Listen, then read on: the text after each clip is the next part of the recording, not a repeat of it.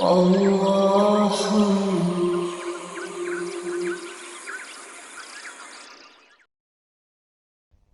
الرحیم۔ عزیزان من، سابقہ درس میں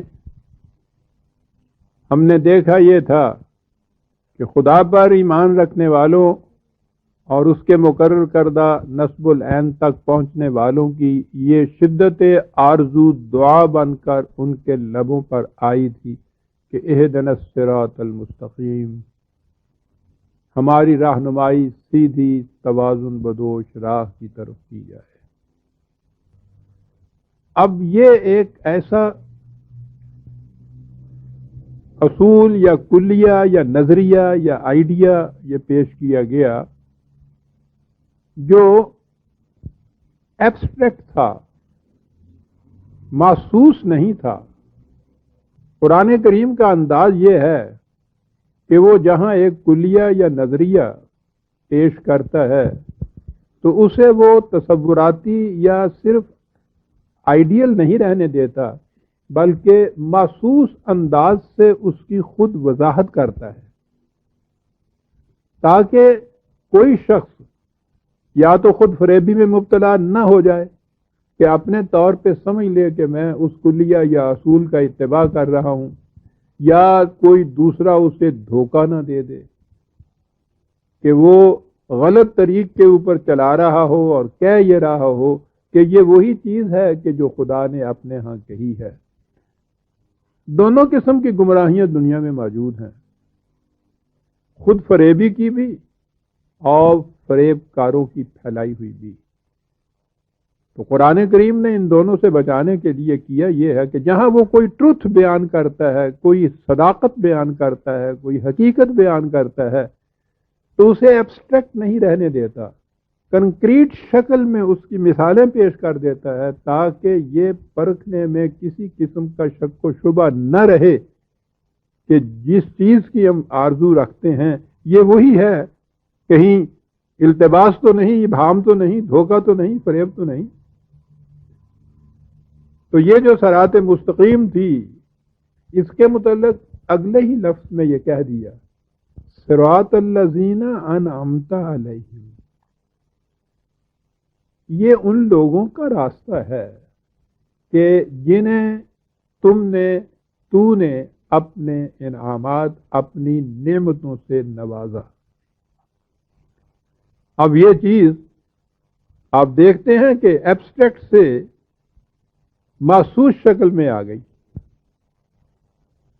اور پھر اس کے اندر انعمت علیہم یہ ماضی کا صیغہ ہے، پاسٹ کا ٹینس ہے، اور اس میں بھی قرآن کا ایک بڑی گہری حقیقت پوشیدہ ہوتی ہے۔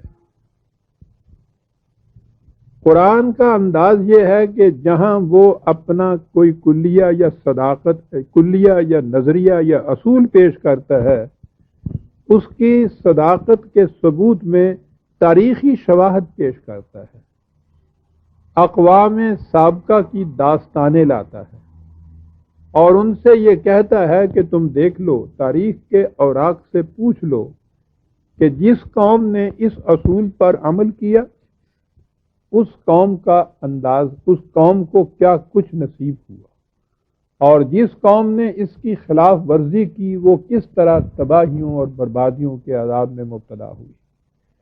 تو گویا وہ اپنے پیش کردہ صداقت کے ثبوت میں تاریخی شواہد پیش کرتا ہے، اور تاریخ تو پاسٹ سے متعلق ہوتی ہے، اسی لیے قرآن کریم اپنے اس قسم کے کلیہ کو جب آگے محسوس شکل میں پیش کرتا ہے تو ہمیشہ پاسٹ ٹینس میں یہ کہہ کے کہتا ہے کہ یہ چیزیں ہو چکی، گزر چکے ہیں وہ لوگ، تاریخ شہادت دے گی اس قسم کی کہ وہ کون لوگ تھے۔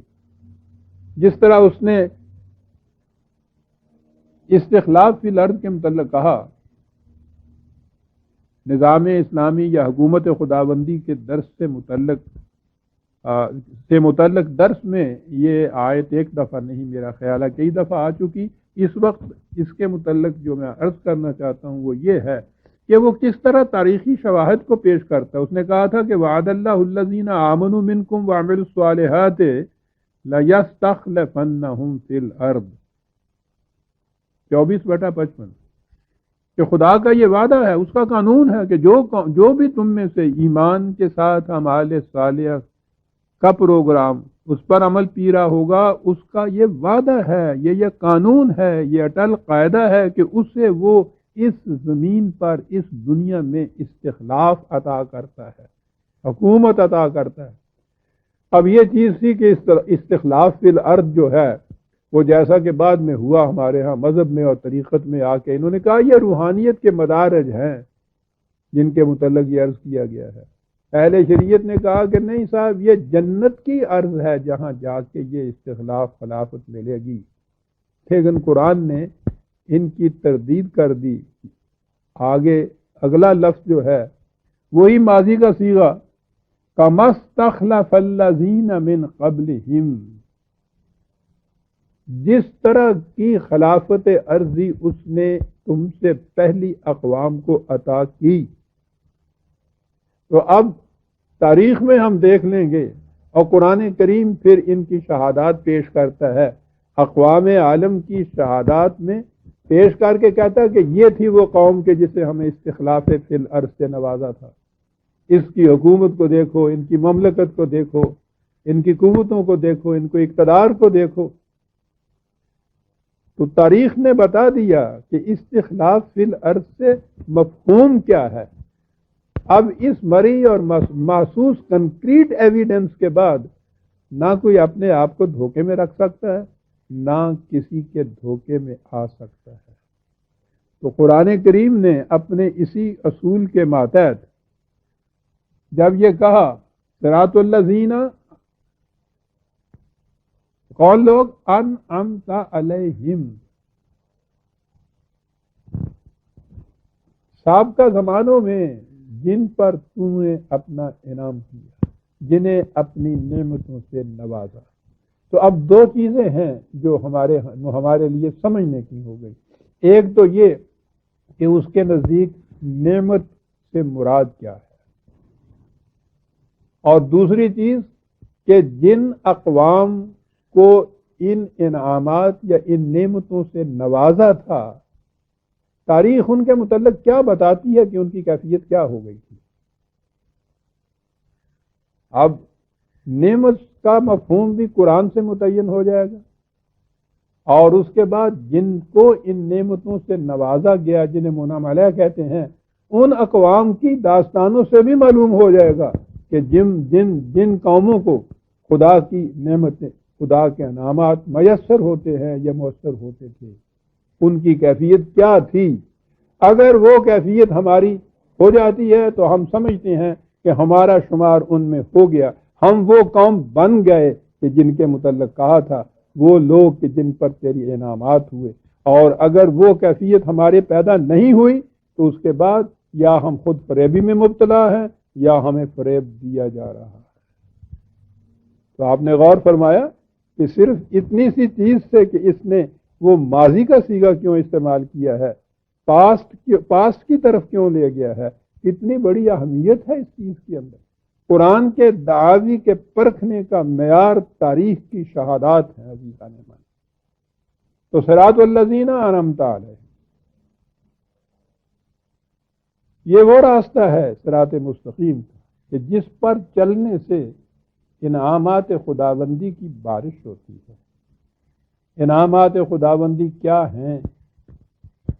جنہیں ان سے نوازا گیا، ان کی کیفیت تاریخ کے اندر کیسی ملتی ہے، یہ تمام چیزیں قرآن کریم کے اندر موجود ہیں، اور یہی وہ چیزیں ہیں جن میں سے چند ایک وقت کے تقاضے کے اعتبار سے، وقت کی گنجائش کے اعتبار سے میں آپ کے سامنے پیش کروں گا کہ انعام یافتہ قومیں جن کو قرآن نے انعمت علیہم کہا ہے، ان کی پہچان کیا ہے اور نعمت کہتے کس کو۔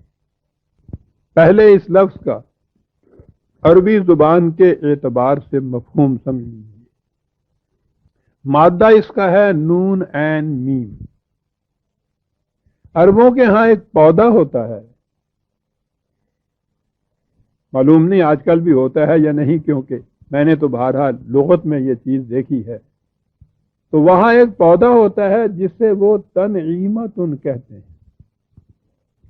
اس کی خصوصیت یہ ہوتی ہے کہ اس کے پتے نرم و نازک اور سرسبز و شاداب ہوتے ہیں، اور وہ پانی پر اگتا ہے، اس لیے اس کی تر و تازگی میں کبھی فرق نہیں آتا.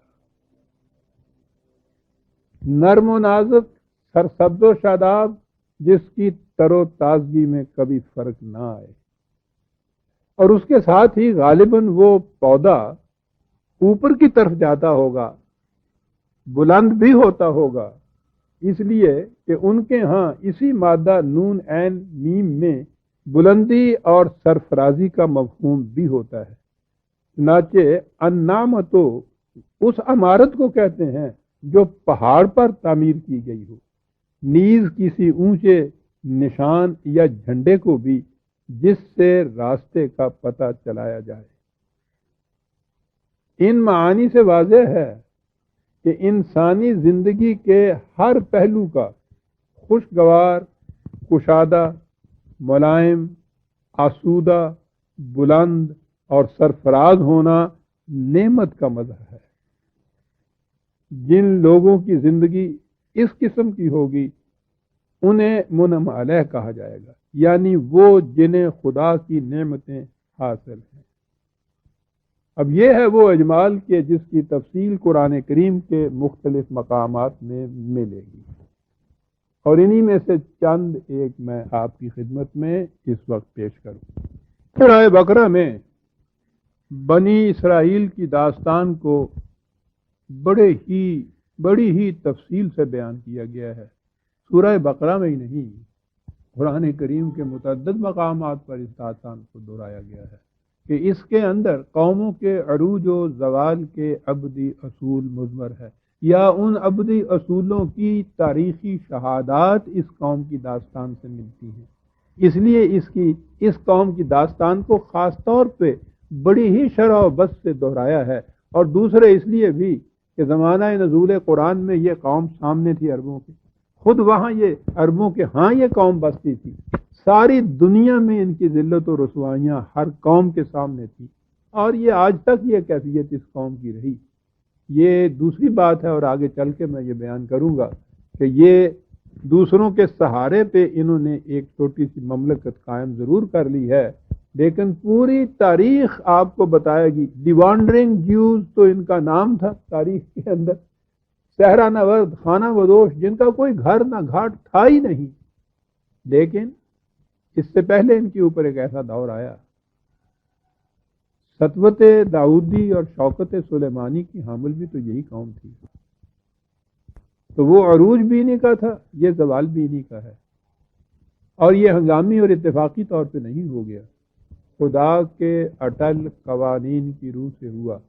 اور اسی لیے میں نے یہ کہا ہے کہ قوموں کے عروج اور زوال کے اصول جو ہے وہ اس قوم کی تاریخ کے اندر شہادتوں کے طور پر ہمارے سامنے آتے ہیں.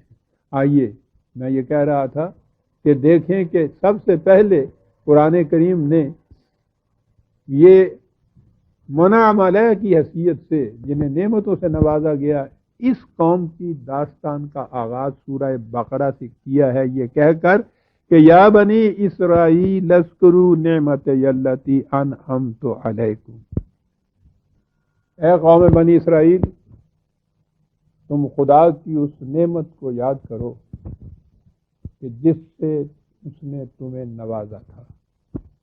نعمت کیا تھی؟ بنی اسرائیل فرعون جیسے مستبد بادشاہ کے شکنجے میں جکڑی ہوئی تھی، اس کی غلامی اور محکومیت کی زنجیروں میں جکڑی ہوئی تھی. تو گویا یہ ایک محکوم قوم تھی. وہ کون سی چیز ہے، وہ کون سی نعمت ہے جس کی انہیں یاد دہانی کرائی گئی؟ وہ نعمت یہ ہے کہ وَإِذْ نَجَّيْنَاكُمْ مِنْ آلِ فِرْعَوْنَ يَسُومُونَكُمْ سُوءَ الْعَذَابِ يُذَبِّحُونَ أَبْنَاءَكُمْ وَيَسْتَحْيُونَ نِسَاءَكُمْ وَفِي ذَلِكُمْ بَلَاءٌ مِّن رَبِّكُمْ عَظِيمٌ. 2/49. تم اس نعمت کو یاد کرو کہ خدا نے کس طرح تمہیں فرعون جیسے مستبد ظالم بادشاہ کی غلامی اور محکومی سے نجات دلائی، وہ ڈھونڈ ڈھونڈ کر تمہیں عذاب دیا کرتا تھا۔ اور سب سے بڑا عذاب یہ تھا کہ تمہاری قوم میں جہاں اس نے دیکھا کہ کوئی شخص ایسا پیدا ہو رہا ہے جس میں ابھرنے کی صلاحیتیں ہیں، وہ انہیں ہمیشہ کچل دیا کرتا تھا اور زندہ اور اپنے مقرب ان لوگوں کو بنایا کرتا تھا جن میں جوہر مردانگی مفقود ہوں۔ میں اس کی تفصیل یہ ذبح ابناء اور احیاء نساء جو ہے یہ آگے چل کے سورہ بقرہ میں کروں گا۔ عام معنی تو یہ لیے جاتے ہیں نا کہ فرعون بنی اسرائیل کے بچوں لڑکوں کو پیدا ہوتے ہی ذبح کر کے مار دیا کرتا تھا اور ان کی لڑکیوں کو زندہ رکھا کرتا تھا۔ اس کا مفہوم یہ نہیں ہے، میں وہاں آگے چل کے تفصیل سے بیان کروں گا، یہاں میں نے ویسے ہی مفہوم ادا کر دیا ہے۔ اب نائے قوم کہتے ہی ان کو ہیں کہ جن میں جوہر مردانگی ہو، جن میں ابھرنے کی، سرفرازیوں کی، مقابلہ کرنے کی صلاحیت ہو۔ اور جو ذبحون ذبح کے معنی قتل کر دینا یا ذبح کر دینا ہی نہیں ہے، پست کر دینا، ذلیل کر دینا، یہ بھی اس کے معنی ہوتے ہیں۔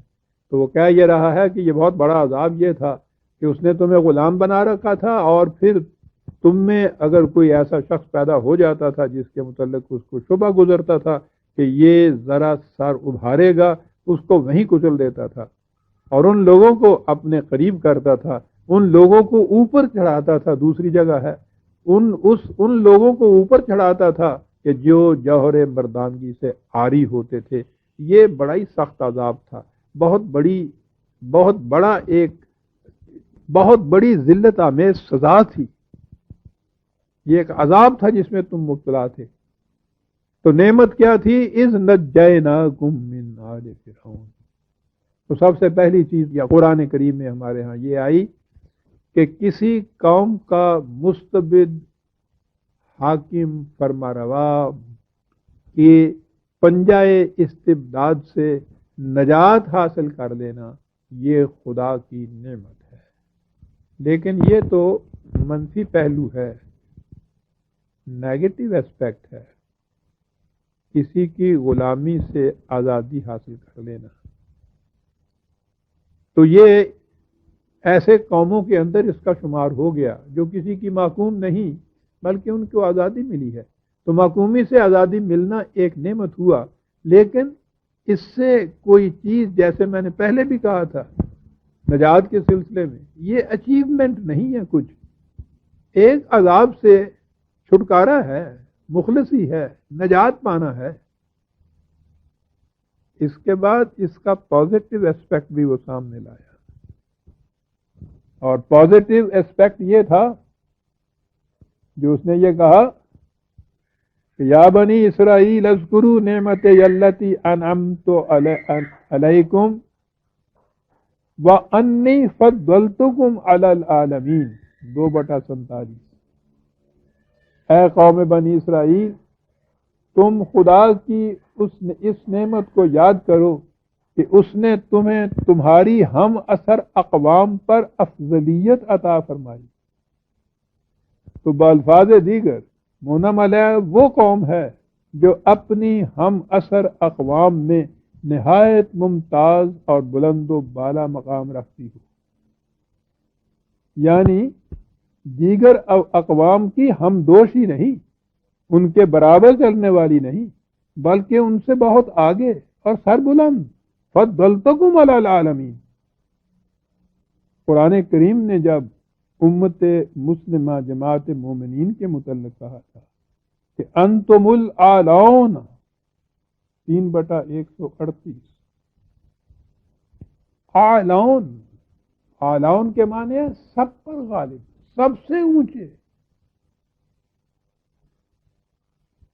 تو اس سے یہی بات ہوئی کہ یہی نہیں کہ باقی قوموں کے ہمدوش تم چلو، بلکہ تمام اقوام عالم سے بلند و بالا۔ علامہ اقبال کے الفاظ میں کہ مومن بالائے ہر بالا ترے، مومن کی پہچان یہ ہے کہ کوئی کتنا اونچا ہو وہ اس سے اونچا ہوتا ہے، کوئی کتنی قوم سر بلند ہو وہ اس سے اوپر ہوتی ہے، اس سے غالب ہوتی ہے۔ بالائے ہر بالا ترے، اور آگے کہتا ہے کہ غیرت او بر نتابت ہم سرے، کسی کا اس سے آگے بڑھ جانا تو کجا، مومن کی غیرت تو اس کو بھی گوارا نہیں کرتی کہ کوئی دوسری قوم اس کے ہم دوش اور ہم سر ہو جائے۔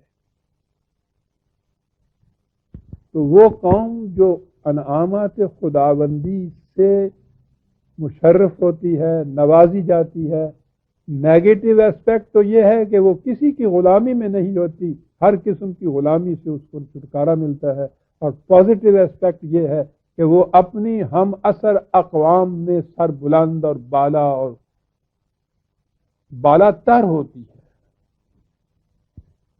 تو پہلی چیز تو نعمت کے اندر یہ چیز ہے، صراط الذین انعمت علیہم، ان لوگوں کا راستہ کہ جو تیرے انعامات سے سرفراز ہوئے۔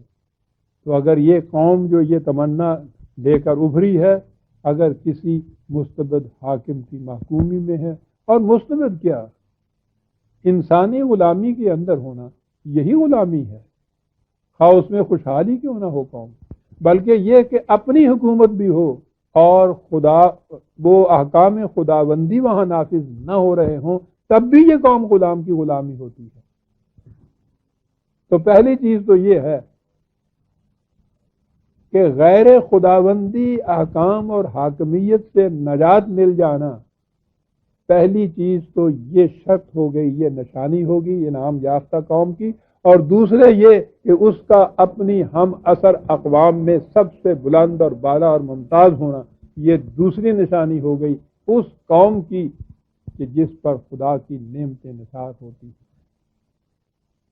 تو اہدنا الصراط المستقیم، صراط مستقیم کا پہلے نشان یہ ہے، پہلا نصب العین یا پہلی منزل یہ ہے کہ وہ قوم آزاد ہوتی ہے، خدا کے احکام کے تابع زندگی بسر کرنے کے لیے وہ اقتدار رکھتی ہے، اور اپنے ہم اثر اقوام میں سب سے بلند اور بالا ہوتی ہے۔ قوم بنی اسرائیل کی داستان میں اس قسم کی افضلیت اپنے نقطۂ کمال پر حضرت سلیمان اور حضرت داؤد علیہ السلام کے زمانے میں گزری۔ چنانچہ حضرت سلیمان علیہ السلام کا یہ اعتراف، بلکہ یہ دعا قرآن کریم میں مذکور ہے کہ رب اوزعنی ان اشکر نعمتک التی انعمت علی وعلی والدی، 27/19۔ اے میرے رب، مجھے اس کی توفیق عطا فرما کہ میں تیری اس نعمت کا شکریہ ادا کروں جس سے تو نے مجھے اور میرے والدین کو نوازا ہے۔ تو اس سے آپ دیکھ لیجئے کہ وہ جو فضلتکم علی العالمین کہا تھا، ہم اثر اقوام پر افضلیت حاصل کرنا، وہ کس طرح حضرت داؤد اور سلیمان علیہ السلام کے زمانے میں ہوئی، اور انہوں نے کس طرح سے اس کا اعتراف کیا، ان اشکر نعمتک التی انعمت علی وعلی والدی۔ حضرت سلیمان اور ان کے والد حضرت داؤد، انہیں جس انداز کی سطوت و شوکت و طاقت اور قوت و رفت عطا ہوئی تھی، اسے کہا گیا خدا کی نعمت۔ میں پہلے تفصیل سے بتا چکا ہوں کہ انسانی زندگی کا مقصود بالذات تو یہ چیز ہے کہ اس کے نفس، اس کی ذات، اس کی خودی کی ایسی نشو و نما اور تربیت ہو جائے، اس میں ایسی پختگی اور نمود پیدا ہو جائے کہ وہ اس زندگی کے بعد کی زندگی کے اگلے مراحل طے کرنے کے بھی قابل ہو جائے۔ لیکن اس کرۂ ارض پر جو نظام ہے خدا کا، اس میں انسانی خودی کی یہ تربیت، یہ نشو و نما، یہ نمود، یہ استحکام مادی سطح پر ہوتا ہے اور مادی ذرائع سے ہوتا ہے۔ خود اس کا جسم بھی تو ایک فزیکل باڈی ہے، فزیکل باڈی کے اندر رہتے ہوئے یہ سارا کچھ کر سکتی ہے۔ تو گویا فزیکل باڈی مقصود بالذات نہیں، جیسا کہ میں نے مثال میں غالباً بتایا تھا، گھوڑا ہمیں کسی مقام تک پہنچانے کے لیے ایک ذریعہ ہوتا ہے، مقصود بالذات نہیں ہوتا، لیکن سفر کرنے کے لیے یہ ضروری ہے کہ گھوڑا تندرست ہو، توانا ہو، تربیت یافتہ ہو۔ اس کا کمزور ہونا یا سرکش ہونا ہمیں سفر کے قابل نہیں رکھتا۔ تو گھوڑا مقصود بالذات تو نہیں، لیکن ہمارے مقصد کے حصول کا ذریعہ ضروری ہے، اور اس ذریعے کا بھی تن و مند اور توانا اور صحت یافتہ اور مناسب اور موزوں ہونا نہایت ضروری ہے۔ یہ وجہ ہے کہ قرآن نے ربنا آتنا فی الدنیا حسنۃ پہلے کہا ہے، وفی الآخرۃ حسنۃ اس کے بعد کہا ہے۔ اس دنیا کی حسنات، اس دنیا کی نعمتیں، اس دنیا کے اندر جتنے بھی سامان و ذرائع اور وسائل ہیں، ان کا نہایت فراخی سے اور نہایت کشادگی سے، نہایت آسانی سے ملنا، یہ بھی خدا کی نعمتوں میں سے ہے۔ سورہ النحل کی ان آیات کو دیکھیے، کہا یہ پوری نوع انسانی کے لیے، یہ خاص قوم کے لیے نہیں۔ واللہ جعل لکم من بیوتکم سکنا، اللہ وہ ہے کہ جس نے تمہیں ایسے مکانات دیے کہ جن میں تم امن اور اطمینان سے رہ سکتے ہو۔ وَجَعَلَ لَكُم مِّن جُلُودِ الْأَنْعَامِ بُيُوتًا تَسْتَخِفُونَهَا، اور یہ تو مکان تھے جو اینٹ اور پتھر کے بنے ہوئے تھے، جو ایک ہی مقام کے اوپر جامد رہتے تھے، ساکن رہتے تھے، اور یہ قومیں جو تھیں صحرا نورد تھیں، خیمہ بدوش تھیں، آج یہاں کل وہاں۔ تو شہری زندگی یا مدنی زندگی کے لیے تو وہ مکان بتائے کہ جو ساکن ہیں، جامد ہیں، اور ان کے لیے کہا کہ یہ بھی اس کی نعمت میں سے ہے کہ تمہیں اس قسم کی مویشیوں کے کھالیں دیں کہ جن سے تم ایسے خیمے بنا سکتے ہو کہ جنہیں نہایت آسانی سے جہاں جی چاہے اپنے کندھے پہ اٹھ کے لے جا سکتے ہو، مکان اور تمہارے ساتھ چلنے والا مقام۔ وَمِنْ أَصْوَافِهَا وَأَوْبَارِهَا وَشَعَارِهَا أَثَاثًا وَمَتَاعًا إِلَىٰ حِینٍ، اور یہ مویشی، یہ اونٹ، یہ بھیڑیں اور بکریاں، ان کا دودھ تم پیتے ہو، ان کا گوشت تم کھاتے ہو، ان کی کھالوں سے یہ کچھ بناتے ہو، اور اس کے علاوہ ان کی اون سے مختلف قسم کی چیزیں بناتے ہو تم، کمبل بھی، خیمے بھی، لباس بھی۔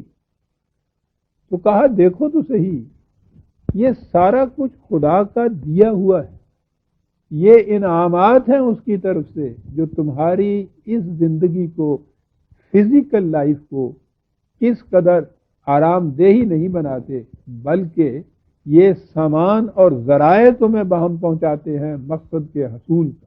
اور آگے بڑھی، واللہ جعل لکم مما خلق ظلالا وجعل لکم من الجبال اکنانا وجعل لکم سرابیل تقیکم الحر وسرابیل تقیکم باسکم، خدا وہ ہے کہ جس نے تمہارے لیے پناہ گاہیں بنائی، شیلٹر بنائے، اس نے تمہیں پہاڑوں کے دامن میں بلکہ ان کے غاروں کے اندر سکون آفریں، آرام دہ، آسائش والی پناہ گاہیں، حفاظت کے مقامات تمہارے لیے بنائے۔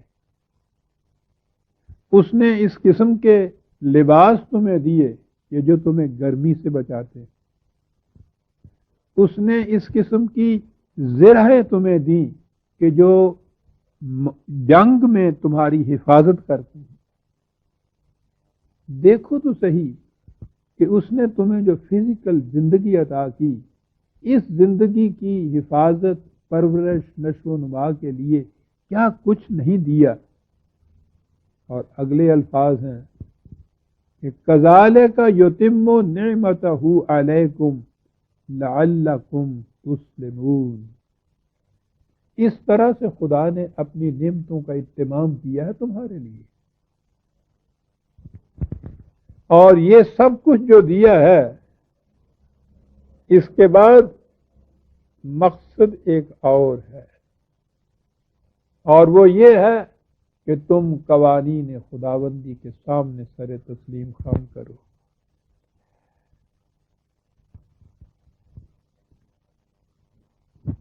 دنیاوی زندگی کی ان تمام پریشانیوں سے نجات پا کر، حاصل کر کے، آرام سے، اطمینان سے ہر شے تمہیں میسر ہو، یہ تو ایک کافر کو بھی میسر ہو سکتی ہے، لیکن کافر اور مومن میں فرق یہ ہے، اسے میسر ہوتی ہے تو وہ اسے پھر اپنی ہی مرضی کے مطابق استعمال کرتا ہے، اور یہاں کہا یہ گیا ہے کہ یہ سب کچھ تمہیں دیا اس لیے کہ تم پھر قوانین خداوندی کے سامنے سر تسلیم خم کرو، تاکہ تمہاری اپنی ذات کی بھی نشو و نما ہو جائے اور ربوبیت عالمینی بھی ہوتی چلی جائے۔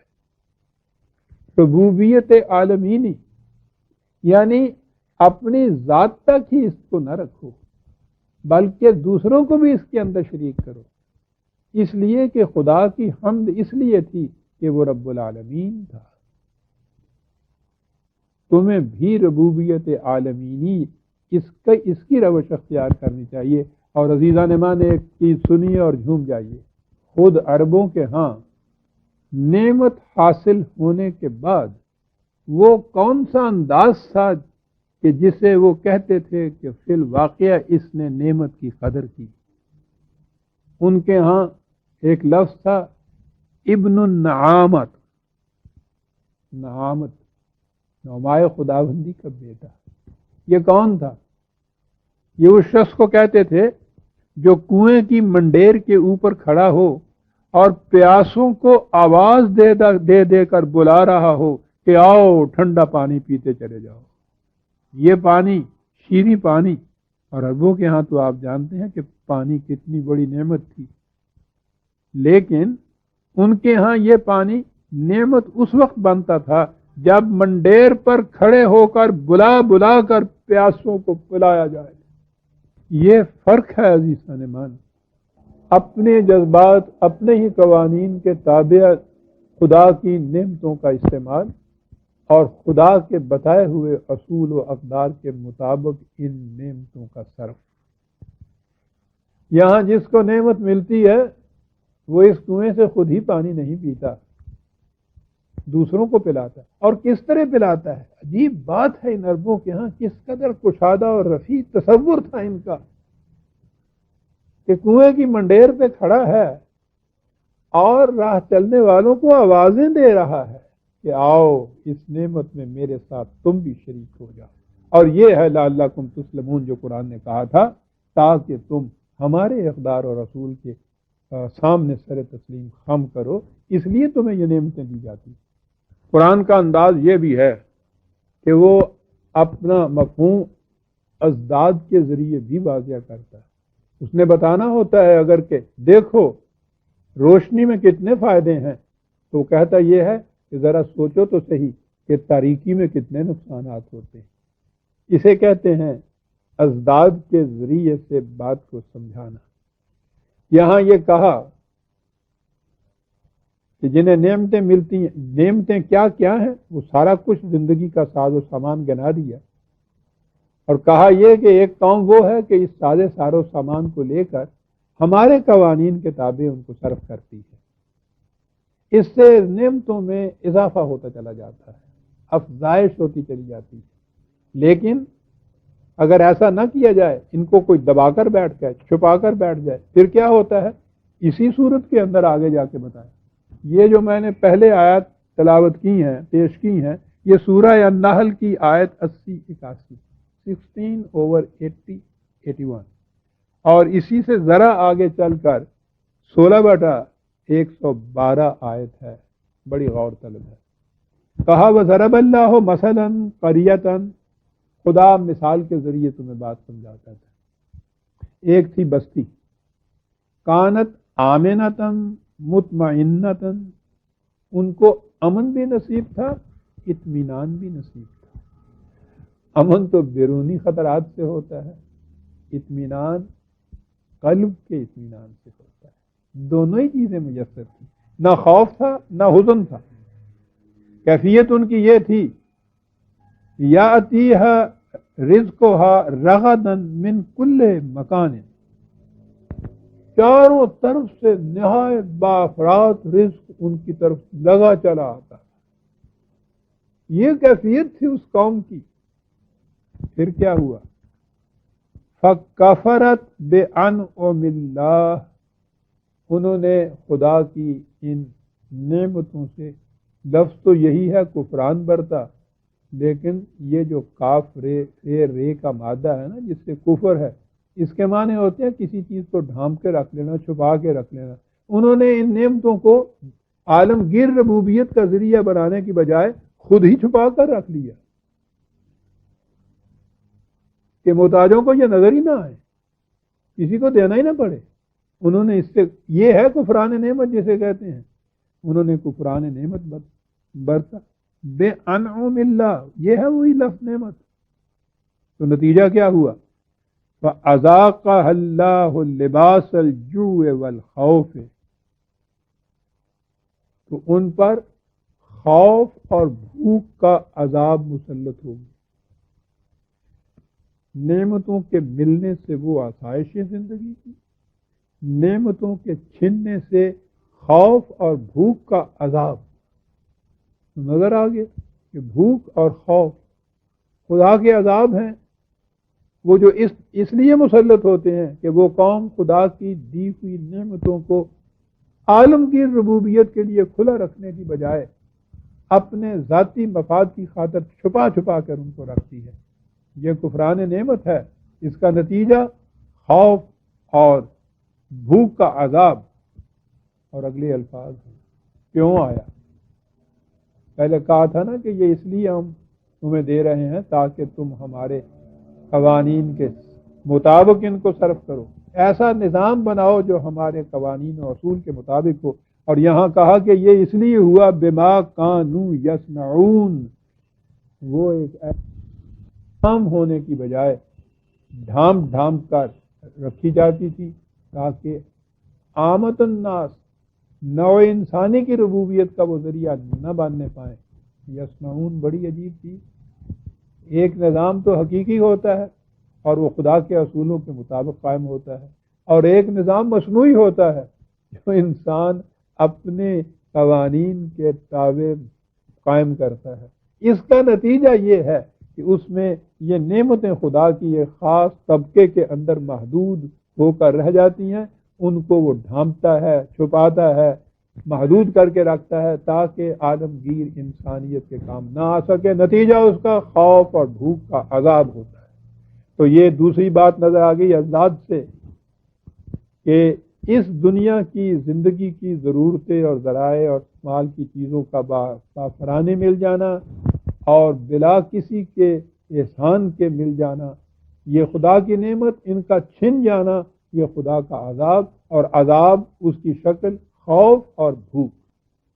آگے چلیے، سورہ لقمان میں اس اجمال کی اور تفصیل بیان کر دی، یعنی اس دائرے کو وسیع تر کر دیا، اس کی وسعتیں حدود فراموش کر دی۔ کس طرح سے؟ کہا کہ الم تروا ان اللہ سخر لکم ما فی السماوات وما فی الارض، تم نے کبھی اس پر بھی غور کیا ہے کہ اللہ تعالیٰ نے یہ زمین ہی نہیں، یہ آسمان کے کرے بھی تمہارے لیے تابع تسخیر کر دیے، خارجی کائنات کی ہر شے تمہارے لیے مسخر کر دی، تم فطرت کی قوتوں کو اپنے تابع تسخیر لاؤ اور ان سے اپنا کام لو۔ کہا کہ یہ تو تسخیر فطرت جو ہم نے کہا ہے، یہ کاہے کے لیے ہے؟ اگلا لفظ وَأَسْبَغَ عَلَيْكُمْ نِعْمَهُ ظَاهِرَةً وَبَاطِنَةً، اسبغ، دریا بہا دیے اس نے، سلام کی طرح تمہیں عام کر دیا خدا نے اپنی نعمتوں کو، ان نعمتوں کو ظاہرتاً و باطناً، وہ جو محسوس طور پر اس وقت تمہارے سامنے آ گئی ہیں وہ بھی، اور انہیں بھی جو ابھی پردہ کائنات کے پیچھے چھپی ہوئی ہیں، جو ابھی محسوس طور پر تمہارے سامنے نہیں آئیں۔ عزیزان مان، 1400 سال پہلے سے کے انسانوں کو، اور ان انسانوں میں سے بالخصوص عربوں کو کہ جن کا علم اس قدر محدود تھا، انہیں کہا جا رہا ہے کہ تسخیر فطرت جسے ہم نے کہا ہے، تسخیر ارض و سما جسے ہم نے کہا ہے، ان کے اندر کچھ تو وہ نعمتیں ہیں جو اس وقت محسوس طور پر تمہارے سامنے آ گئی ہیں، اور ابھی وہ بہرے بے کنار ہے ان نعمتوں کا، اور جو ابھی تمہاری نگاہوں سے پوشیدہ ہے۔ جوں جوں فطرت کے ان رموز کے اوپر سے پردے اٹھتے چلے جائیں گے، وہ نعمتیں باطن سے ظاہر ہوتی ہوئی تمہارے سامنے آتی چلی جائیں گی۔ اور عزیزان من، آپ نے دیکھا ہے کہ اس 1400 سال کے عرصے میں کتنی ایسی فطرت کی قوتیں انسان کے محسوس دائرے کے اندر آ گئیں جو اس سے بیشتر غیر مرئی اور غیر محسوس تھی، اور ان سے اس نے کس قدر فوائد حاصل کیا۔ کہا تھا کہ اللہ تعالیٰ نے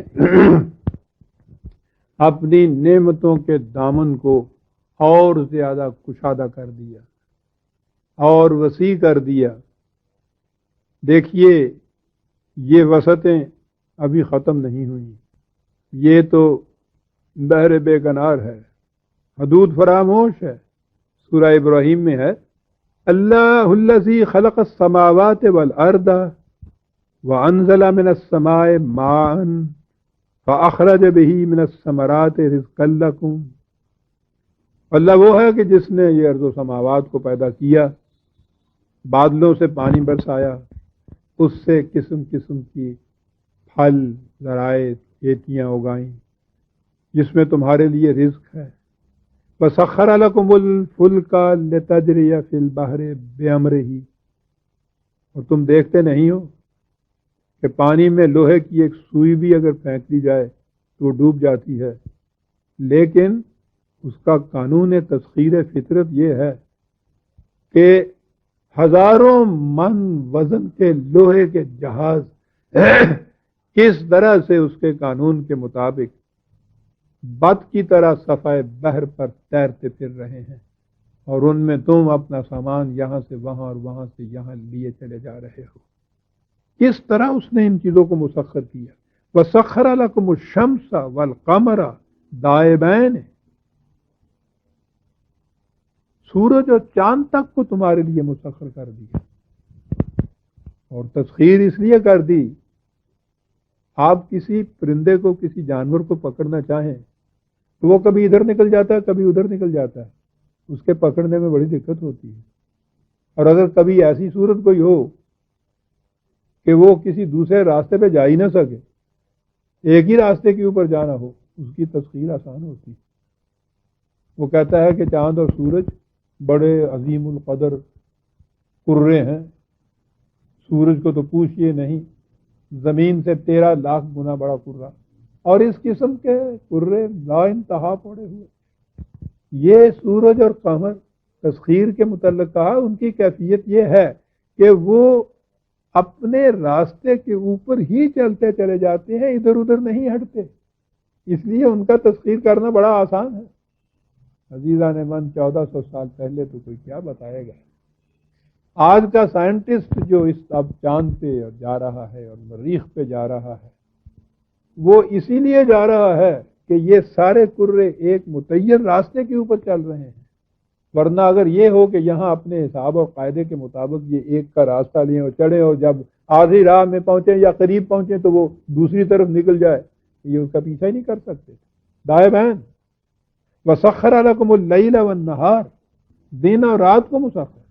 وَآتَاكُم مِّن كُلِّ مَا سَأَلْتُمُوهُ، جو جس قدر بھی تمہاری احتیاج اور ضروریات کی چیزیں تھیں، جس چیز کی بھی تمہیں احتیاج تھی اس فزیکل لائف میں، اس محسوس دنیا کے اندر اپنی پرورش کے لیے جس چیز کی بھی تمہیں ضرورت تھی اس نے دیا۔ کتنا کچھ دیا، سنیے کیا کہتا ہے، وَإِن تَعُدُّوا نِعْمَتَ اللَّهِ لَا تُحْصُوهَا، خدا کی نعمتوں کو گننا چاہو تو تم انہیں گن نہیں سکتے۔ غیر المغضوب علیہم ولا الضالین، یہ بات وہاں چل کے میں عرض کروں کہ نعمتوں کے چھننے کے بعد کیفیت کیا ہوتی ہے کسی قوم کی۔ اب سوال یہ ہے کہ یہ نعمتیں ملتی کس طرح سے ہیں؟ یعنی خدا نے ان کو پیدا تو کر دیا ہے مخلوق کے فائدے کے لیے، کرۂ ارض کے دسترخوان کے اوپر ان کو بچھا دیا ہے، لیکن ملتی کس طرح سے، کن کو ملتی ہے؟ ایسے بیٹھے بٹھائے مل جاتی ہیں، یوں ہی مفت میں بلا محنت کے مل جاتی ہیں، بلا مشقت کے مل جاتی ہیں، بغیر کچھ کام کیے ہوئے مل جاتی ہیں؟ نہیں، ایسے نہیں ملتی۔ سورہ الزمر میں یوں تو الجنہ کے اعتبار سے بات کہی گئی ہے، لیکن میں آگے چل کے عرض کروں گا کہ جنت، اخروی زندگی کی جنت، اس پر ہمارا ایمان ہے، لیکن جنت صرف اخروی زندگی ہی میں نہیں ملتی۔ جن نعمتوں کا ذکر خدا نے جنت کے حوالے سے کیا ہے، اس دنیا کے اندر ان نعمتوں کا مجسر آ جانا اور ان پہ پھر قوانین خداوندی کا نظام قائم ہو جانا، اس کے تابع جو زندگی ہے، قرآن اس کو بھی جنت کی زندگی قرار دیتا ہے۔ کہا ہے کہ جنت کی زندگی کے اندر جو نعمتیں میسر ہوں گی، انہیں دیکھنے کے بعد، انہیں ملنے کے بعد، ان نعمتوں سے متمتع ہونے کے بعد وہ کہیں گے وَقَالُوا الْحَمْدُ لِلَّهِ الَّذِي صَدَقَنَا الْوَعْدَهُ، وہ کہیں گے مستحق حمدیت خدا کی ذات ہے کہ جس نے اپنے وعدوں کو پورا کیا۔ جو کچھ وہ کہتا تھا کہ یہ کرو گے تو یہ ملے گا، وہ سب کچھ ہمیں ملا۔ وَأَوْرَثَنَا الْأَرْضَ نَتَبَوَّأُ مِنَ الْجَنَّةِ حَيْثُ نَشَاءُ، اس سے میں نے یہ کہا ہے کہ یہ ارض الجنت اور اس دنیا کی عرض بھی ہے۔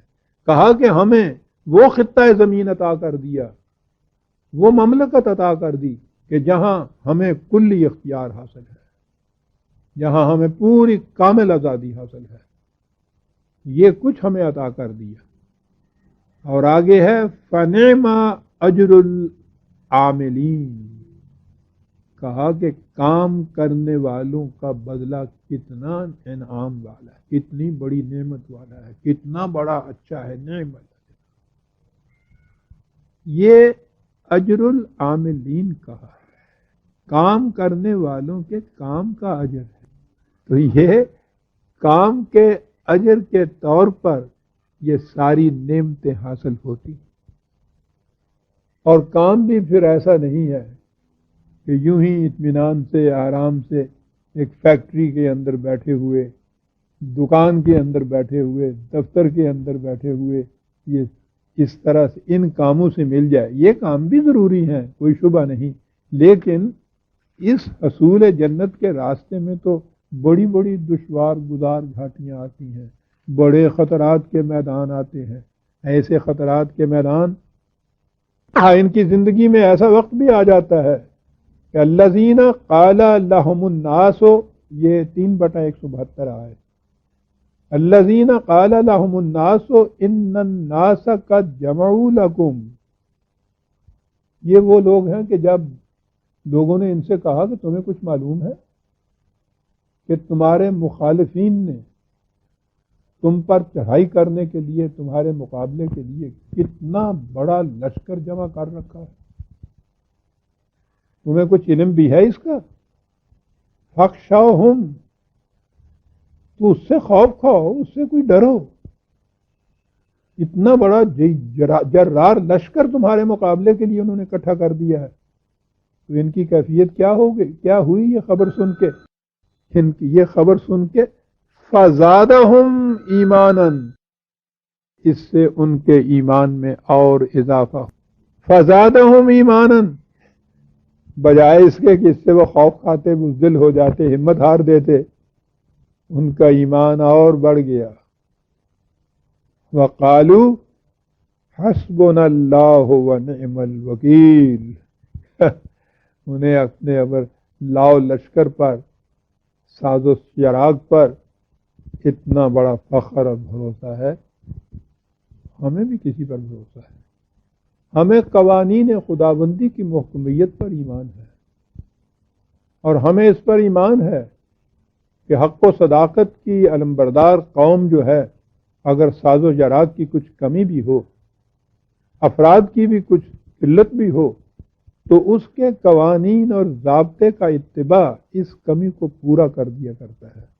ہمیں اس لیے اس کے قوانین پہ پورا پورا بھروسہ ہے. وَنِعْمَ الْوَكِيلُ، اور کتنا اچھا ہے یہ بھروسے کا سامان جو ہمارے پاس موجود ہے.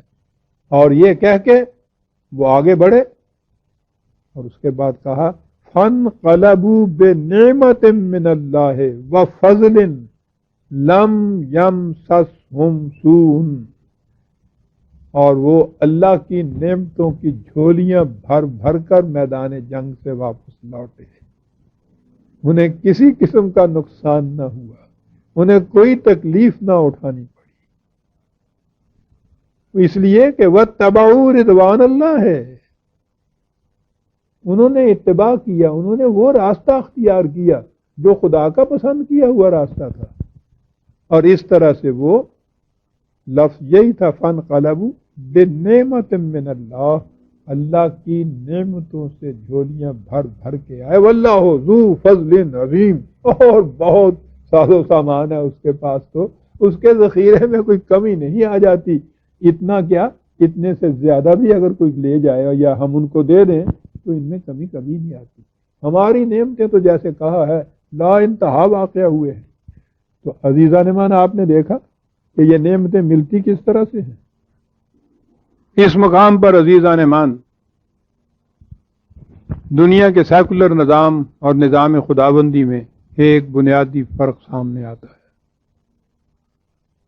سیکولر نظام کے معنی یہ ہیں کہ انسانوں کی جماعت، پارٹی، گروہ، قوم اپنے بنائے ہوئے قوانین کے تابع ایک نظام قائم کرتا ہے.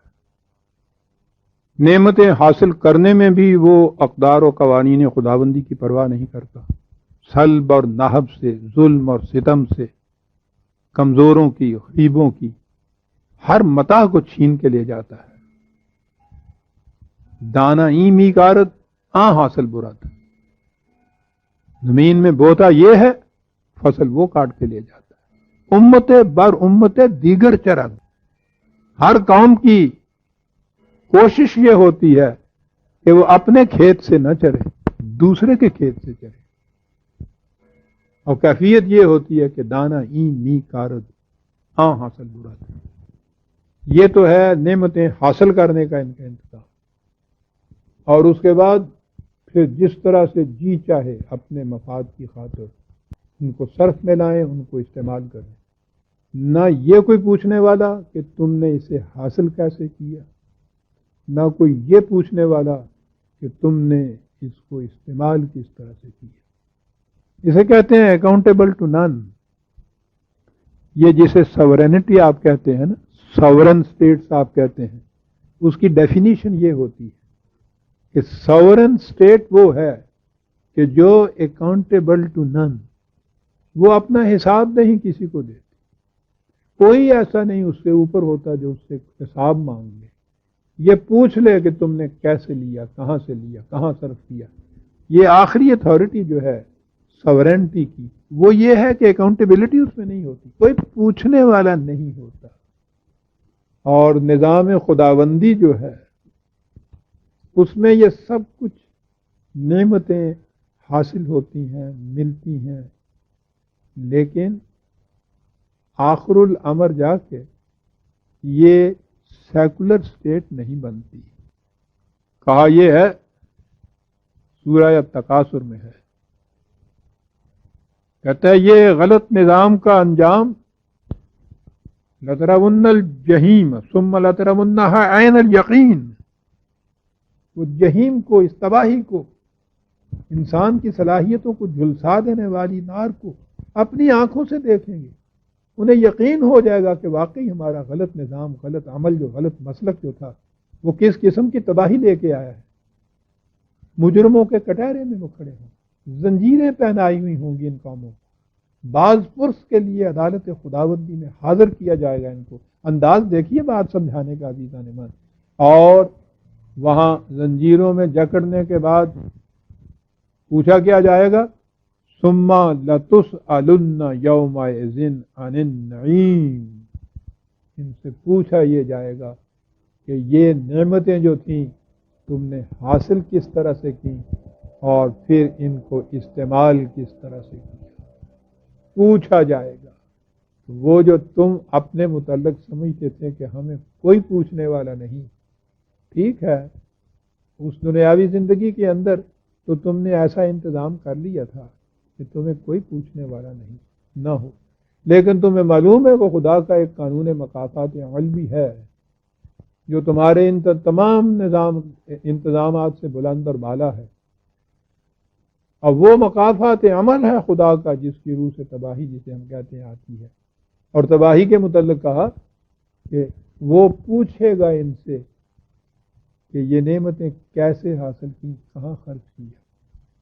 یہی ایک فکرہ تھا عزیزان من جس میں حضرت عمر رضی اللہ تعالیٰ عنہ نے سمجھا دیا۔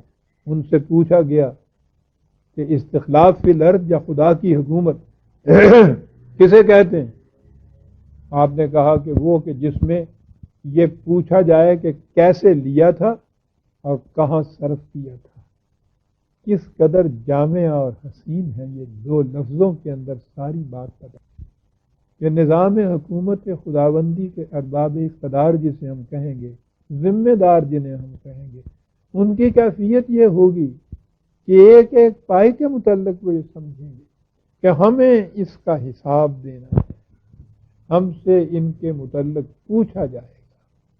ان کی کیفیت غالب کے الفاظ میں کہ ایک ایک قطرے کا مجھے دینا پڑا حساب، خون جگر ودیعت مژگان یار تھا۔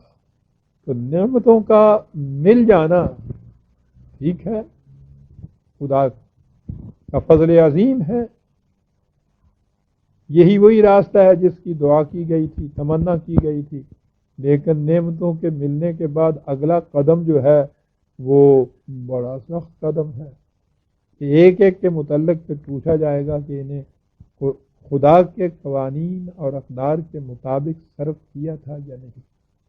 تو جیسا میں نے شروع میں کہا تھا کہ منعم علیہ وہ قوم ہوگی کہ جنہیں یہ تمام نعمائے خداوندی حاصل ہوں اور وہ انہیں اقدار خداوندی کے مطابق صرف کرے۔ یہ جو تاکہ تم سے پوچھا جائے والی بات ہے، سورہ الانبیاء کی 2-3 آیتیں سامنے آ گئی، میرے جی نہیں چاہتا کہ اس قدر جامع، اس قدر بلیغ آیات ذہن میں آئیں تو میں انہیں زبان پر لائے بغیر آگے گزر جاؤں اور آپ احباب کو اس میں شریک نہ کروں۔ 21/11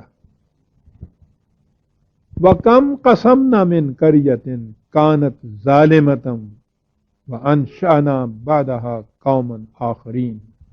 کتنی ہی بستیاں تھیں کہ جن کو برباد کر دیا گیا اور ان کی جگہ دوسری قوموں نے آ کر لے لی۔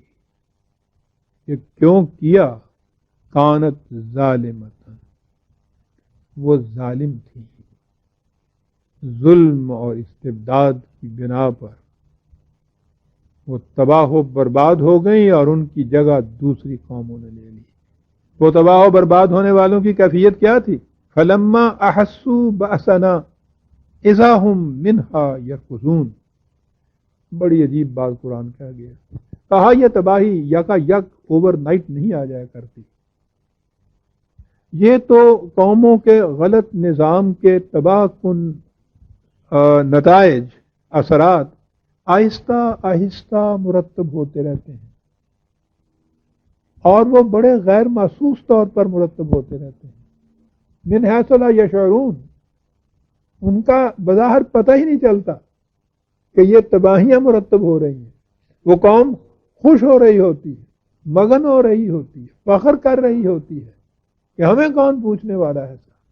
کہا کہ جب ان کی اس غلط روش کے غیر محسوس نتائج آہستہ آہستہ اس مقام پہ پہنچے کہ جہاں ان کا ایکیومولیٹو ایفیکٹ جو تھا وہ محسوس شکل میں سامنے ان کے آیا، اذا ہم منہا یرکضون، تو وہاں سے بھاگ اٹھے کہ بچ جائیں اس تباہی سے۔ سنیے عزیزان ایمان، کیا نقشہ کھینچا قرآن نے۔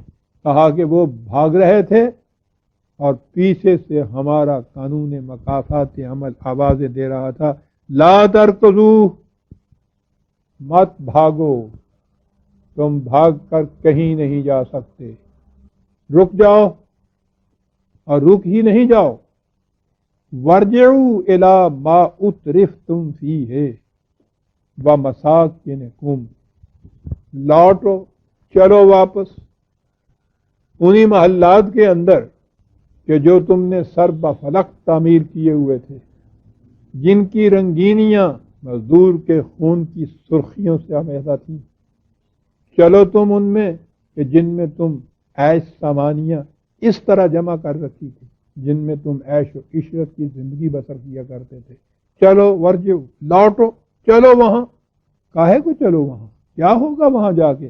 لعلکم تسألون، تاکہ وہاں تم سے پوچھا جائے کہ یہ کہاں سے لیا تھا، یہ کیسے حاصل کیا تھا، یہ کس کے خون جگر کی آلائش کا نتیجہ ہے، کون سے محنت کش سے جن کے پسینے سے یہ بنیادیں بھری گئی، جن کی ہڈیوں کے چونے سے یہ سیمنٹ بھرا گیا، تاکہ تم سے پوچھا جائے۔ تسالون قالوا یا ویلنا انا کنا ظالمون، تباہی دیکھنے کے بعد وہ جب پوچھا جائے گا کہ کہاں سے لیا تو وہاں اعتراف پہ مجبور ہو جائیں گے کہ ہاں واقعی ہم نے ظلم کیا تھا، سلب و نہب سے یہ لیا تھا، استحصال کیا تھا، ایکسپلائٹیشن سے یہ چیزیں حاصل ہوئی تھیں، یہ کہتے چلے جائیں گے۔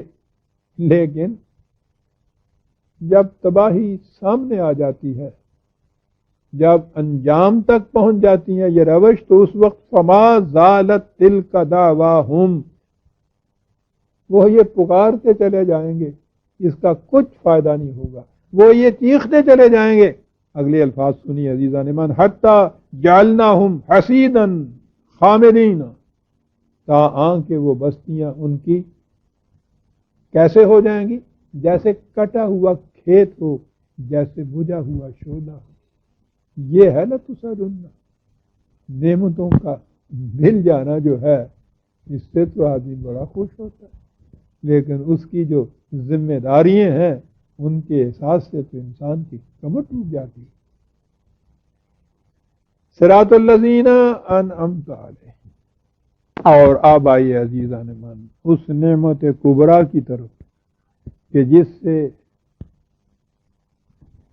اس امت مسلمہ کے افراد ایک خیر امت بنے، یہ منتشر ذرے ایک چٹان بنے، وہ جن کے متعلق کہا محمد الرسول اللہ والذین معہ وشداء علی الکفار رحماء بینہم، وہ جن کے متعلق اعلان کیا کہ وَكَذَلِكَ جَعَلْنَاكُمْ أُمَّةً وَسَطًا لِتَكُونُوا شُهَدَاءَ عَلَى النَّاسِ، انہیں کہا گیا کہ یہ ہماری کتاب کے قوانین کے مطابق زندگی بسر کرنے کا نتیجہ تھا کہ تم اس طرح سے ایک امت واحدہ اور امت وسطی بن گئے۔ یاد رکھو تمہیں تاکید کی جاتی ہے کہ وَاعْتَصِمُوا بِحَبْلِ اللَّهِ جَمِيعًا، تم تمام کے تمام خدا کے اس سہارے کو تھامے رکھو، خدا کی اس کتاب کے ساتھ متمسک رہو، جمیعہ، انفرادی طور پہ نہیں، اجتماعی طور پر، ایک نظام کی حیثیت سے، جماعت کی حیثیت سے، ایک امت واحدہ کی حیثیت سے، جمیعہ۔ اور آگے عزیزان من جمیعہ ہی صرف نہیں، ولا تفرقوا، فرقوں میں نہ بٹ جانا، پارٹیوں میں تقسیم نہ ہو جانا، ٹکڑے ٹکڑے نہ ہو جانا، گروہ گروہ نہ ہو جانا، اس لیے کہ قرآن کے بندھن کا، بہارو کے بندھن کا مقصد یہ تھا کہ تمہارے تن کے ایک جگہ مضبوطی سے بندھے ہوئے رہیں۔ حبل اسی لیے کہا اس کو، اسی حبل اللہ کے تمسک کا نتیجہ تھا کہ تم ایک امت واحدہ بن گئے، جو اعلان بن گئے تھے۔ یاد رکھو اس کے ساتھ متمسک رہو گے تو یہ کیفیت ہوگی، جمیعاً، اجتماعی طور پر۔ ولا تفرقوا، کہیں فرقوں میں نہ بٹ جانا۔ اور اس کے بعد کہا کہ وَاذْكُرُوا نعمت اللہ علیکم، خدا کی اس نعمت کو یاد کرو تم۔ کیا نعمت؟ اذ کنتم اعداء، تم ایک دوسرے کے جانی دشمن تھے، تم ہی جنہیں ہم مخاطب کر رہے ہیں، کوئی پہلی نسل پہلی قوم نہیں، تمہاری کیفیت یہ تھی کہ تم ایک دوسرے کے جانی دشمن تھے۔ فَأَلَّفَ بَيْنَ قُلُوبِكُمْ، تو خدا نے یہی نہیں کہ تم میں ایک ظاہرہ قسم کی جماعتی زندگی کا اجتماعی نظام قائم کیا، تمہارے دلوں کے اندر ایک دوسرے کی محبت ڈال دی، تمہارے دلوں کو جوڑ دیا اس نے۔ ایمان کا سررشتہ ایک ایسی شے ہے کہ وہ جسموں کو اکٹھا نہیں صرف کرتا، وہ دلوں کو اکٹھا کرتا ہے۔ اس نے وَاذْكُرُوا نعمت اللہ علیکم، یہ خدا کی نعمت تھی کہ فَأَلَّفَ بَيْنَ قُلُوبِكُمْ، تمہارے دلوں کے اندر اس نے باہمی تالیف پیدا کر دی، باہمی جڑنے کی صلاحیت پیدا کر دی، اور اس طرح فَأَصْبَحْتُمْ بِنِعْمَتِهِ إِخْوَانًا، اور اس طرح سے اپنی نعمت کے صدقے سے تمہیں بھائی بھائی بنا دیا۔ اور عزیزان ایمان غور فرمائیے، اللہ کی نعمت کہ تم پہلے دشمن تھے، ایک دوسرے تھے، تمہارے دلوں کو جوڑ دیا۔ اللہ کی نعمت کہ اس نے تمہیں بھائی بھائی بنا دیا۔ کہا تمہاری کیفیت کیا تھی؟ وَكُنْتُمْ عَلَى شَفَا حُفْرَةٍ مِّنَ النَّارِ، تم تو تباہی اور بربادی کے جہنم کے کنارے تک پہنچ چکے ہوئے تھے۔ فَانْقَذَكُم مِّنْهَا، ہم تمہیں کھینچ کے واپس لائے وہاں سے۔ یہ ہماری نعمت تھی، اس جہنم سے تمہیں بچایا، خیرہ امت بنایا، امت واحدہ بنایا، دنیا بھر میں اعلان کی تمہیں مقام عطا فرمایا۔ یہ خدا کی نعمت تھی۔ کیسے حاصل ہوئی تھی؟ صرف حبل اللہ سے تمسک کے ذریعے سے، قرآن کریم کے اتباع کے ذریعے سے، اور وارننگ دی کہ یاد رکھو کہیں فرقوں میں نہ بٹ جانا، تم ٹکڑے ٹکڑے نہ ہو جانا۔ کذالک یبین اللہ لکم آیاتہ لعلکم تہتدون، اس طرح سے خدا اپنی آیات کو نہایت واضح طور پر بیان کرتا ہے، تاکہ تم نے کہا تھا نا اہدنا الصراط المستقیم لعلکم تہتدون، تاکہ تم صحیح رہنمائی کے اوپر چلو، تاکہ تم صحیح راستے کے اوپر چلو۔ آپ نے غور فرمایا عزیزان من کہ خدا کی یہ نعمت کون سی؟ یہی ہے وہ سب سے بڑی نعمت عزیزان مان کے جس کے تابع تمام نعمتیں آ جاتی ہیں۔ حبل اللہ سے تمسک کے ذریعے امت واحدہ۔ عزیزان مان سن رکھیے اس بات کو، میں یہ باتیں اس وقت کہہ رہا ہوں کہ میں جب زندگی کے آخری دور میں پہنچ رہا ہوں، اس لیے ممکن ہے کہ یہ چیزیں کہنے کا پھر موقع نہ ملے، تو میں یہ عرض کر دوں، اسلام نام ہے امت واحدہ کا۔ امت واحدہ بنتی ہے خدا کی کتاب قرآن کریم کے ساتھ تمسک، یہی حبل اللہ ہے، اسی سے ان کی جمعیت ہوتی ہے۔ اگر امت واحدہ نہیں رہی تو اس میں اسلام نہیں رہتا۔ اگر یہ فرقوں میں بڑھ جاتی ہے، ان میں تفرقہ آ جاتا ہے، یہ پارٹیوں میں بڑھ جاتی ہے، مختلف مملکتیں بن جاتی ہیں، مختلف قومیں بن جاتی ہیں، امت واحدہ نہیں رہتی، تو سن رکھیے کہ اسلام نہیں آ سکتا جب تک یہ امت واحدہ نہ بن جائے۔ اور امت واحدہ بننے کا صرف ذریعہ قرآن نے بتایا ہے، حبل اللہ کے ساتھ تمسک، قرآن کے ذریعے سے۔ پہلے بھی یہ اسی کے ذریعے سے امت واحدہ بنی تھی، اب بھی یہ اسی کے ذریعے سے امت واحدہ بن سکتی ہے۔ کہا یاد رکھنا یہ ہے ان تمام نعمتوں کے ملنے کا بنیادی گر، اجتماعی نظام، امت واحدہ، قرآن سے تمسک، اس کے مطابق زندگی کے ہر شعبے کے اندر فیصلے لینا، یہ ہے امت واحدہ کی کیفیت، یہ ہے خدا کی طرف سے نعمتیں ملنے کی طرف۔ ذرا سورہ فاتحہ کے ایک ٹکڑے کے پیچھے چلیے، ایاک نعبد اور پھر ایاک نستعین، پھر اہدنا الصراط المستقیم، تو اس کے بعد ہے نا صراط الذین انعمت علیہم۔ ایاک نعبد، ہم صرف تیری ہی محکومیت اختیار کیے ہوئے۔ کہا کہ وَاشْكُرُوا نعمت اللہ ان کنتم ایاہ تعبدون، 16/114۔ تم نے کہا تھا ایاک نعبد، ہم صرف تیری محکومیت اختیار کرتے۔ کہا اگر تم نے یہ صرف زبان سے نہیں کہا، اگر یہ حقیقت ہے کہ ایاہ تعبدون، واقعی تم اس کی محکومیت اختیار کرتے ہو، تو پھر اس کا محسوس ثبوت یہ ہے وشکروا نعمت اللہ، جتنی نعمتیں خدا نے دی ہیں انہیں اس کے بتائے ہوئے اقدار اور اصول کے مطابق صرف کرو۔ اگر تمہارا یہ دعویٰ سچا ہے کہ تم صرف اسی کی محکومیت اختیار کیے ہوئے ہو، تو پھر خدا کی نعمتوں کا شکریہ واجب ہو جائے گا تم، اور شکریہ واجب اگر ہو جائے گا تو پھر کیا ہوگا؟ وَإِذْ تَأَذَّنَ رَبُّكُمْ لَئِن شَكَرْتُمْ، خدا نے یہ اعلان کر دیا تمہارے لیے کہ اگر تم نے اس کی نعمتوں کا شکریہ ادا کیا، شکریہ ادا کیا والے لفظ نہ کہیے، اس کی نعمتوں کو اس کے بتائے ہوئے اقدار کے مطابق صرف کیا تو کیا ہوگا؟ یہی نہیں کہ وہی نعمتیں قائم رہیں گی، ثم لأزیدنکم، اور زیادہ ہم بڑھاتے جائیں گے، ان نعمتوں میں اضافہ کرتے چلے جائیں گے۔ وَلَئِن كَفَرْتُمْ إِنَّ عَذَابِي لَشَدِيدٌ، اور اگر تم نے ان سے کفران برتا، ان کو ان طریقوں کے مطابق صرف نہ کیا، تو پھر ہمارا عذاب بڑا ہی سخت ہوا کرتا ہے۔ حذر اے چیرہ دستاں، سخت ہیں فطرت کی تعزیریں۔ 14/7 حوالہ تھا اس آیت کا،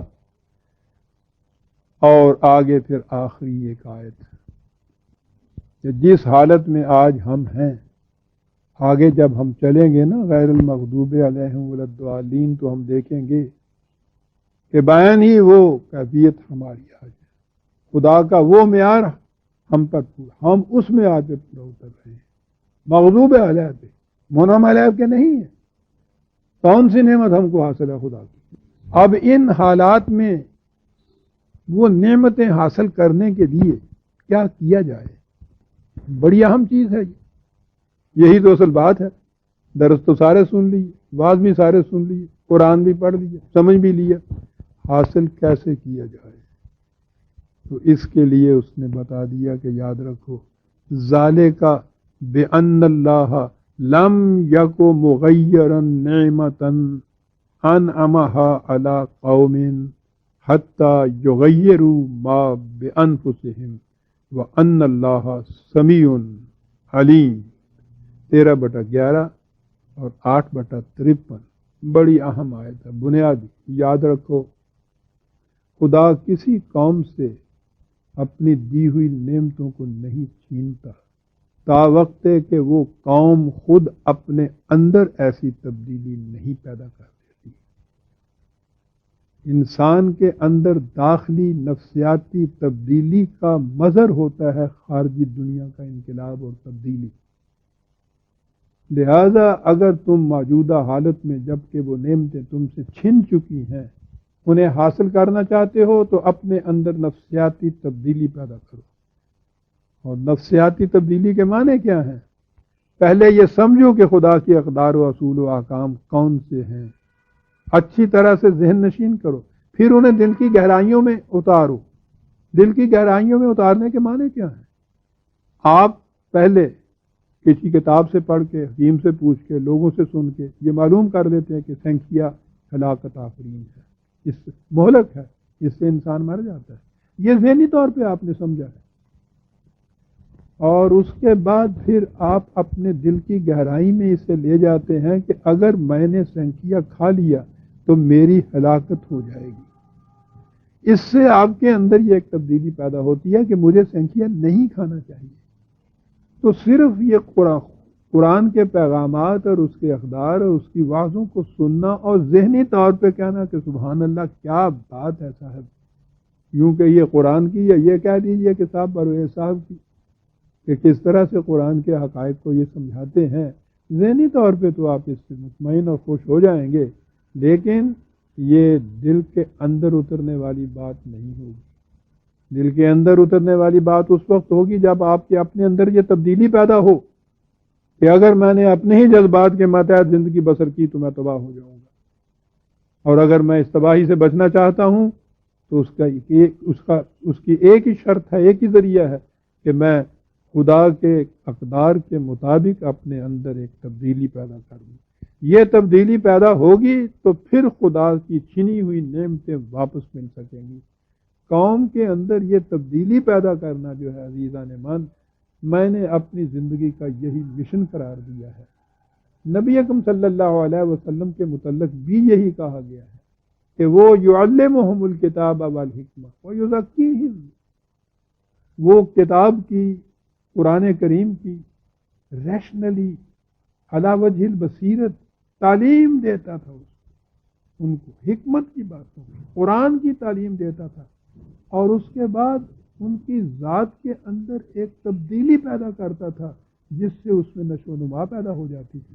یہی طریقہ ہے آج بھی عزیزان مان، قرآن کی اقدار کی تعلیم، اور تعلیم اس انداز سے کہ انسان دل کی گہرائیوں میں محسوس کرنے لگ جائے کہ واقعی اس کے مطابق زندگی بسر کرنے سے مجھے زندگی مل سکتی ہے، اس کے خلاف ورزی اگر میں نے کی تو پھر مجھے میری تباہی یقینی ہے۔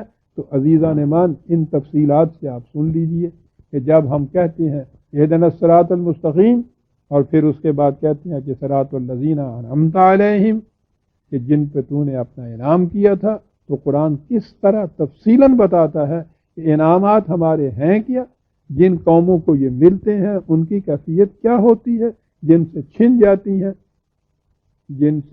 جاتی ہیں پھر اس کے لیے اگلے الفاظ جو ہیں قرآن کے، اگلی آیت جو ہے قرآن کی، اس کا انتظار کیجئے، غیر المغضوب علیہم ولا الضالین، اور اسے ہم آئندہ درس میں لیں گے۔